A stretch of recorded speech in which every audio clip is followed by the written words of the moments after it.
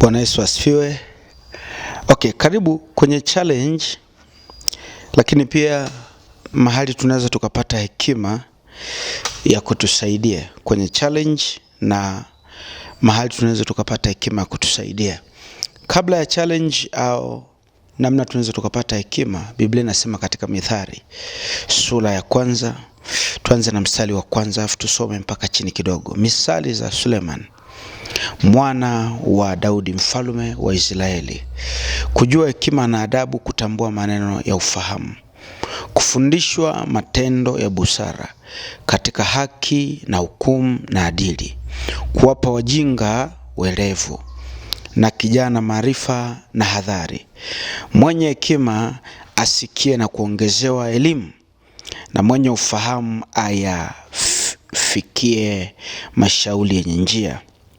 Kufahamu mithali na vitendawili na maneno ya wenye hekima na mafumbo yao. Kumcha Bwana ni chanzo cha maarifa, bali wapumbavu hudharau hekima na adabu. Sasa nimesema karibu kwenye challenge.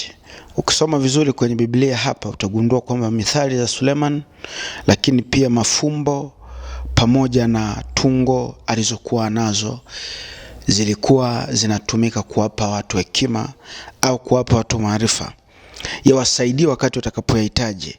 Kwa kuwa kumcha Bwana ni chanzo cha maarifa. Mungu hapendi kukaa na wapumbavu na watu ambao wamekataa maarifa.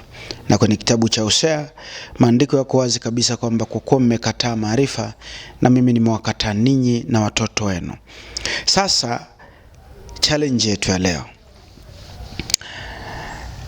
kuna misunderstanding kubwa sana kwenye community za Kikristo, jamii za waaminio. Kwa mfano, yes, mchungaji ni mwanadamu, mwinjilisti ni mwanadamu, askofu ni mwanadamu, au nabii na mtume ni mwanadamu. Mwanadamu yoyote anasikia njaa na anakula. Mwanadamu yoyote anasikia kiu na anakunywa maji. Mwanadamu yoyote anaweza kuugua na akiugua atahitajika kutibiwa. Mwanadamu yoyote anakufa na akifa anazikwa. Mwanadamu yoyote anaweza akafanya maamuzi yanotokana na mawazo na frustration, kwa kuwa ni mwanadamu. Na narudia, wote hawa niliowataja ni wanadamu. Challenge yangu ina vitu viwili. Cha kwanza kabisa, kwa nini unamwamini mwanadamu na humwamini Mungu? Kwa sababu tumekuwa tuna changamoto hiyo, ambayo huyu ambaye yeye anasimama mbele yako, Mungu kampa neema awe mtumwa na mtumishi, anakufa, atahukumiwa, atatupwa jehanamu au atabahatika kwenda mbinguni. Kabla ya kuwa mtumishi ni mtenda dhambi mzuri tu, na wakati mwingine si kwamba kuokoka na kukaa na Mungu kunamfanya mtu afe kwenye zile normal feeling.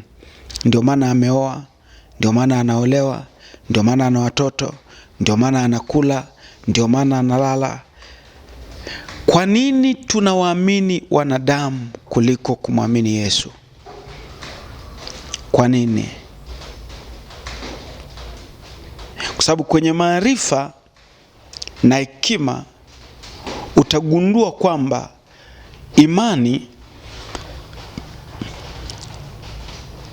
ni kitendo cha kuweka uhakika juu ya hicho ambacho unakiamini.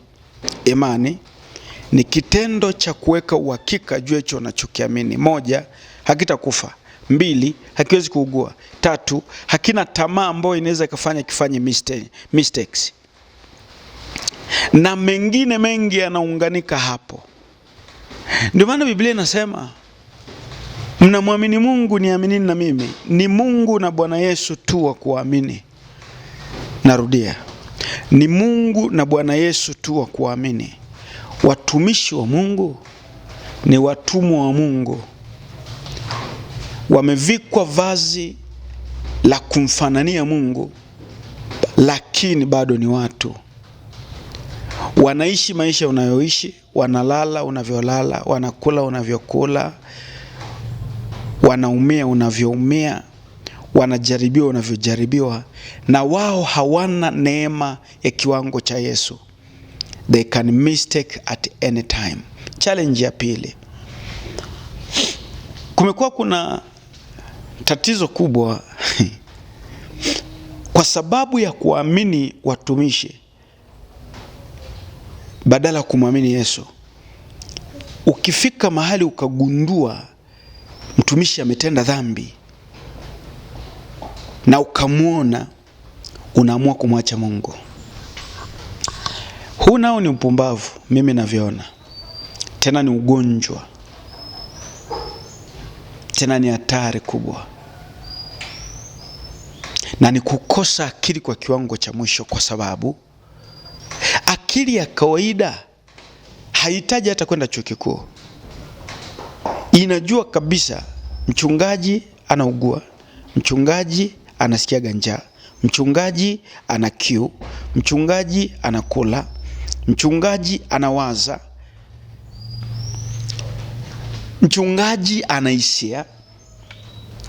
Na si kwamba kuokoka kunaondoa hisia. Kwa nini uweke tumaini kwake kiwango ambacho akifika mahali akakosea na wewe unaacha wokovu? Ni kwa sababu ya kukosa hekima na akili.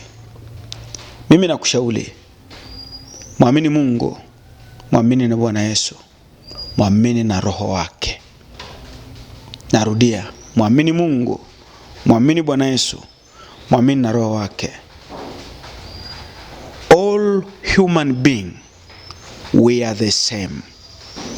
Tunatofautiana kwa vitu vichache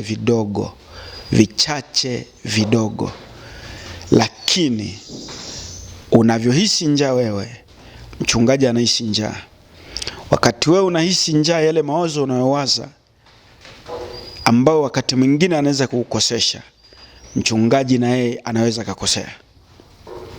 Wakati wewe una mwili ambao unatamani kuoa, unatamani kuolewa, wakati mwingine umeolewa, lakini unapita kwenye challenge za ndoa, unatamani ikiwezekana, au unapopita kwenye challenge yale unayowaza, na wengi wanakosea, wanajikuta wanatoka hata nje ya ndoa.